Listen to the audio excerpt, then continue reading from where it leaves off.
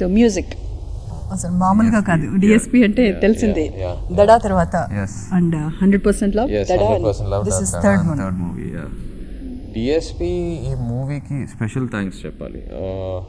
అంటే దేవి కూడా నాన్నలాగే స్టార్టింగ్ నుంచి ఇన్వాల్వ్ అయ్యాడు స్క్రిప్ట్ ఫేజ్లో.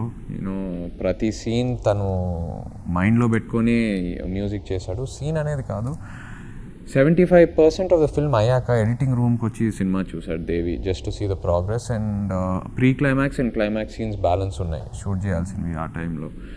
తను నాకు ఫోన్ చేసి నేను ప్రీ క్లైమాక్స్కి ఆర్ఆర్ ఇలా ఇవ్వబోతున్నాను, క్లైమాక్స్కి ఆర్ఆర్ ఇలా ఇవ్వబోతున్నాను అని నాకు ముందే చెప్పాడు. సో బికాస్ ఆఫ్ దట్ నేను కళ్యాణ్ సీన్ షూట్ చేసేటప్పుడు యూనో ఇంకా ఆ ఎమోషన్ని ఎలివేట్ చేసి ఆర్ఆర్ గ్రాఫ్ ఎలా ఉంటుందో దాని ప్రకారం సీన్ ప్లాన్ చేశాను. So it really helped a lot.